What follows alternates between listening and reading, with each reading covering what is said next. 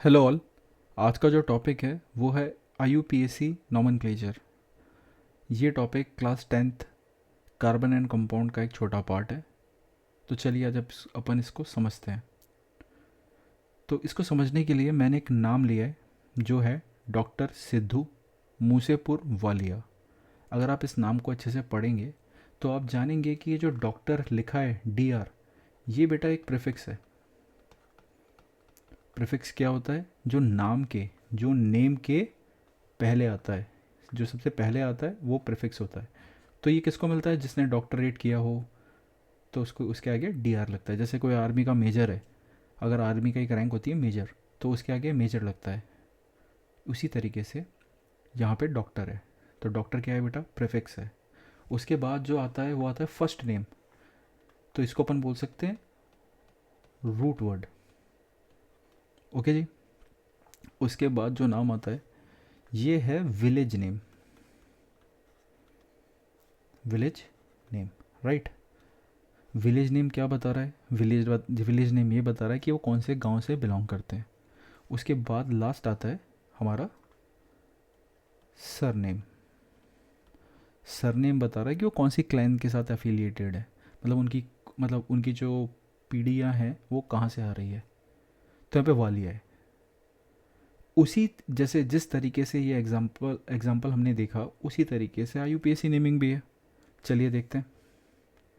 तो IUPAC naming करने के लिए हमने कुछ चीज़ों का ध्यान रखना है। सबसे पहला है रूट वर्ड आइडेंटिफाई करना। रूट वर्ड से क्या मतलब है? रूट वर्ड से मतलब है number of carbon atom present in the given compound. कोई भी गिवन कंपाउंड हमें दे, अभी कोई भी अगर हमें कंपाउंड दे रखा है तो हमने उसमें देखना है कि उस कंपाउंड के अंदर कितने कार्बन एटम प्रेजेंट हैं। सपोज अगर कार्बन एटम, अगर सिंगल एटम प्रेजेंट है, सिंगल कार्बन एटम प्रेजेंट है तो उसका नाम क्या आता है? मैथ। अगर दो कार्बन एटम प्रेजेंट है तो उसका नाम आता है एथ। तीन कार्बन एटम है तो आता है प्रॉप। चार कार्बन है एटम है तो क्या आता है? ब्यूट। पाँच है तो आता है paint. And so on, hexane, heptane, octane और नॉनेन, यहाँ तक आता है। पर अभी के लिए पाँच ही ठीक है। तो आपने ये देखा इसमें कि रूट वर्ड में क्या आता है? रूट वर्ड में हमें आइडेंटिफाई करना होता है कि जो भी कंपाउंड गिवन है उसके अंदर कितने कार्बन एटम मौजूद है। उसके बाद आता है nature of the bond. Nature of the bond का मतलब है ये आइडेंटिफाई करना है कि जो कार्बन कार्बन एटम है उनके बीच में कौन सा बॉन्ड लगा है। चलिए देखते हैं।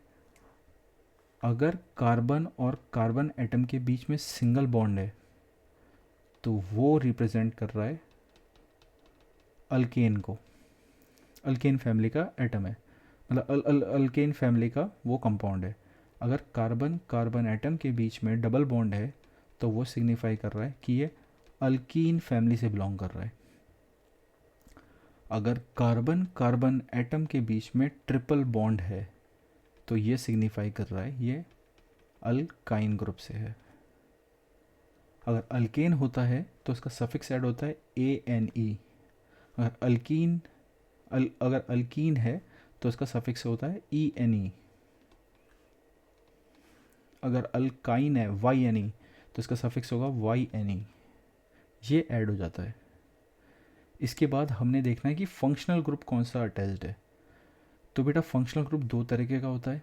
पहला तो हो गया प्रीफिक्स। प्रीफिक्स मतलब जो नाम के पहले आता है। अगर हमने ये जो एग्जांपल देखा था इसमें प्रीफिक्स क्या था? DR। इसमें रूट वर्ड क्या था? सिद्धू। तो रूट वर्ड यहाँ पे क्या है? कितने कार्बन एटम मौजूद है इसी कंपाउंड के अंदर। फिर आता है विलेज नेम। विलेज नेम बता रहा है यहाँ पे, मतलब IUPAC नेमिंग नॉमेनक्लेचर में क्या था? वो था नेचर ऑफ द बॉन्ड, कि कार्बन कार्बन एटम के बीच में कौन सा बॉन्ड है, सिंगल बॉन्ड, डबल बॉन्ड या ट्रिपल बॉन्ड। उसके हिसाब से अपन ने एन बनाया था, इन इन लिखना है या YNE लिखना है। अब आता है फंक्शनल ग्रुप। तो फंक्शनल ग्रुप जो होता है वो दो तरह के दे रखे हैं। एक तो हमें दे रखा है प्रीफिक्स वाला। प्रीफिक्स मतलब जो नाम के पहले आता है, जैसे डॉक्टर आता है नाम के पहले, उसी तरीके से कुछ हमारे फंक्शनल ग्रुप है जिनका नाम के पहले आता है। चलिए देख लेते हैं। सबसे पहले एक आता है क्लोरीन ग्रुप Cl। तो इसका जो प्रीफिक्स ऐड होता है वो है क्लोरो, CHLORO, क्लोरो। उसी तरीके से ब्रोमीन ग्रुप है Br, उसका आता है ब्रोमो। ठीक है जी। अब अगर प्रीफिक्स क्लियर हो गया तो हमारे पास लास्ट बचता है सफिक्स फंक्शनल ग्रुप का।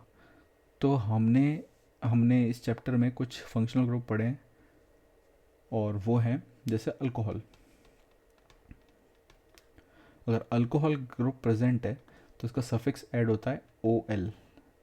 अगर एल्डिहाइड ग्रुप प्रेजेंट है तो इसका सफिक्स ऐड होता है AL। अगर अगर कीटोन ग्रुप प्रेजेंट है तो इसका सफिक्स ऐड होता है ONE। ONE इसका AL, इसका OL। और लास्ट हमने पढ़ा है कार्बो ऑक्सलिक एसिड ग्रुप। तो इसका आता है ओइक एसिड। इस तरीके से हमने नेम करना है। तो अगर हमारे पास कोई भी नाम आता है तो सबसे पहले हमने आइडेंटिफाई करना है कि रूट वर्ड क्या है। रूट वर्ड बोले तो नंबर ऑफ कार्बन एटम कितने प्रेजेंट है उस कंपाउंड में। फिर हमें आइडेंटिफाई करना है कि नेचर ऑफ द बॉन्ड क्या है, कि कार्बन कार्बन के बीच में सिंगल बॉन्ड है, डबल बॉन्ड है या ट्रिपल बॉन्ड है। उसके हिसाब से एन, इन या YNE ये लगाना है हमने। फिर हमने आइडेंटिफाई करना है कि क्या उस वर्ड मतलब क्या उस कंपाउंड के अंदर कोई फंक्शनल ग्रुप दे रखा है क्या। अगर वो फंक्शनल ग्रुप दे रखा है तो हमें आइडेंटिफाई करना है। अगर वो सफिक्स वाला है तो फिर इधर आ जाएंगे हम। जैसे अगर अल्कोहल है या फिर एल्डिहाइड है, कीटोन है, कार्बोक्सिलिक है, ये आइडेंटिफाई करना पड़ेगा। अगर प्रीफिक्स दे रखा है तो वो आगे आ जाएगा। तो प्रीफिक्स में हमारे पास सिर्फ दो ही है, क्लोरो और ब्रोमो। इस तरीके से हमें नेमिंग करनी है।